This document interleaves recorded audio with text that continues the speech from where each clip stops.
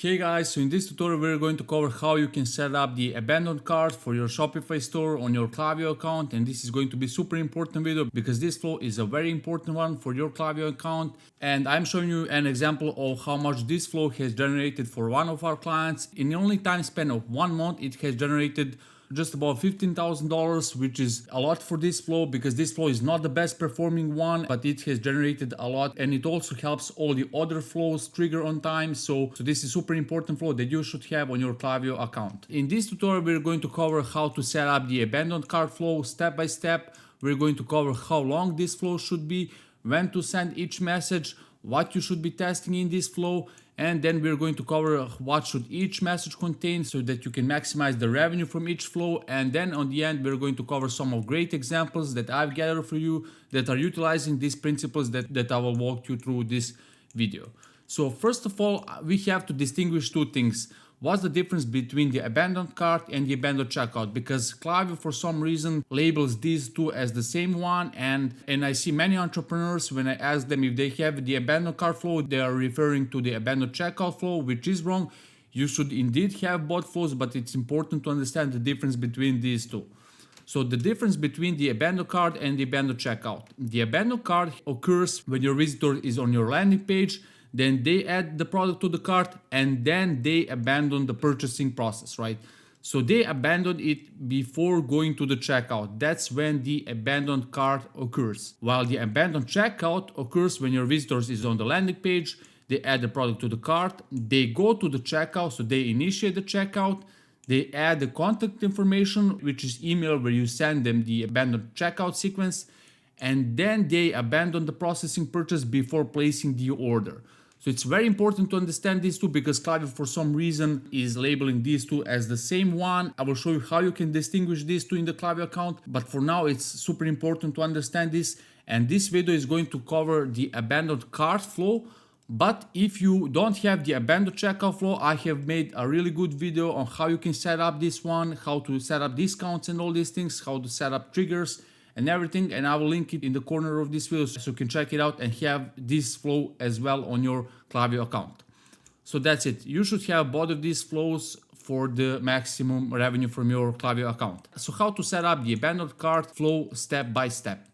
So first of all, you have to go to your Klaviyo account, then you click on the flows on the left side, then you click on the create flow.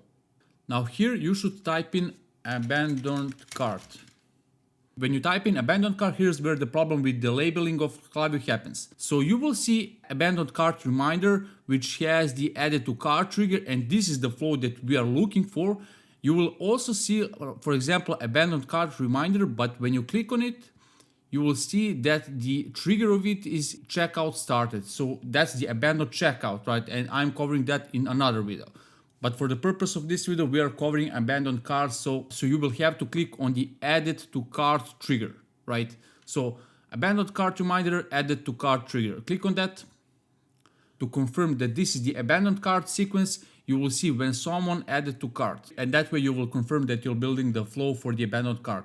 So if you're doing this first time on your Klaviyo account, you will most probably see below the message the warning sign that your Klaviyo account hasn't received any added to cart trigger, and that's very normal. This is because you have to install one very small snippet on your website, and don't panic, it's a very straightforward process. I will show you how to do it in 5 seconds. You have to do this so Klaviyo knows when somebody has added the product to the cart, it triggers this flow, and that way you get to send the message to the right audience. So if you have that message, if you haven't set up the added to cart trigger, I will show you how you can do it in only 10 seconds. So when you are on the theme editor of your Shopify store, go to your product page, the one where you want to implement the added to cart trigger snippet, and scroll all the way bottom. And here on the left side of your editor, where you can add sections for the product page, click add to section and type in custom. Click on the custom liquid. And now here in this field, you will just have to paste the snippet, which is from the official Klaviyo website. And I will put this link in the video description of this video. And this is how this snippet look like. Just copy this thing, paste it here, click on the save, And that's it. Your add to cart trigger is all set up, and now you should be able to create your abandoned cart sequence. So let's get back to the abandoned cart sequence. Click on the create flow, and there it is. You have the template for your abandoned cart sequence. So that's how you build the very basic abandoned cart sequence. So the next question here is how long this flow should be. So I recommend you in the beginning to start with 2 messages. So let's say your add to cart trigger fires up here, and we will cover what this is.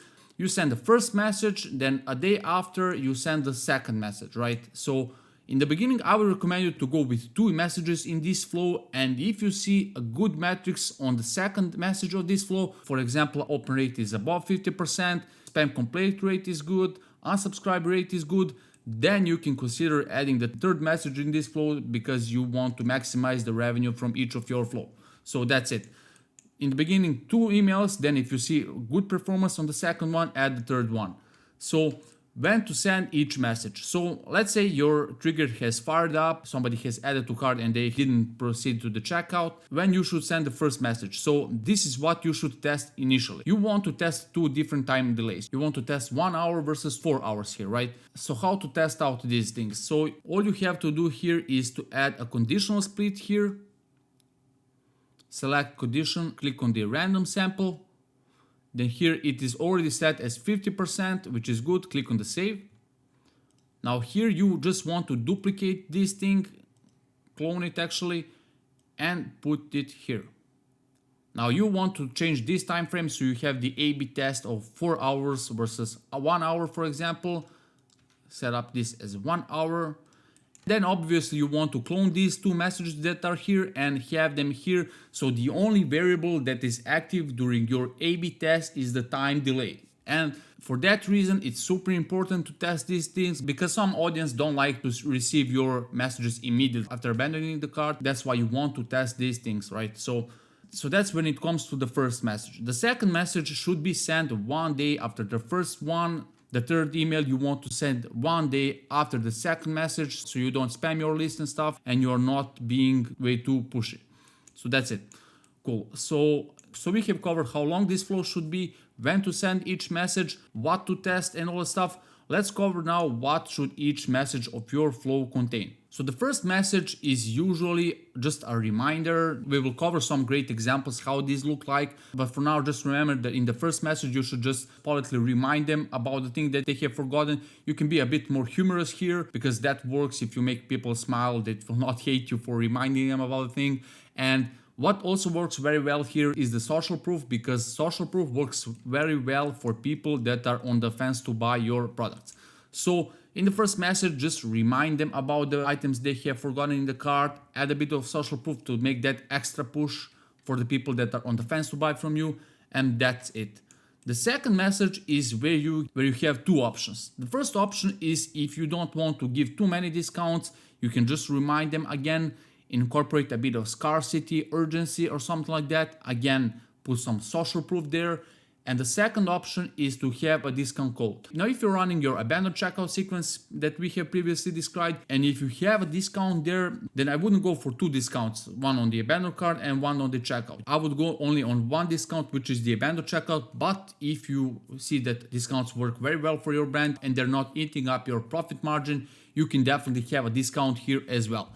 Ultimately, the best thing is to test these 2 options and to see which one performs the best. And if it's a wild increase in the conversion rate with the discount and it's not eating up your profit margin, then it's definitely worth it to have it on your second message or even the third message that you will be adding.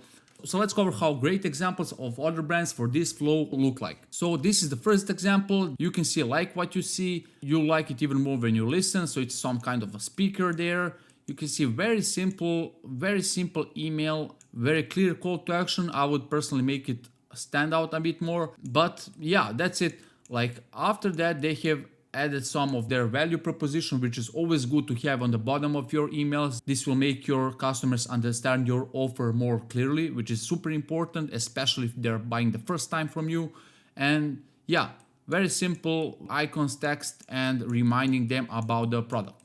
The next example is from Adidas, and I have added this example because of 2 things. First one, they're incorporating a bit of the humor into their email, which I really liked. is your Wi-Fi okay, which makes people laugh, and if you make people laugh, they will start liking you. So that's the first thing. And the second thing is that they have added the social proof, which we have discussed. Social proof works very well for people that are on the fence to buy. Once again, very clear email. On the bottom we have some support items and stuff.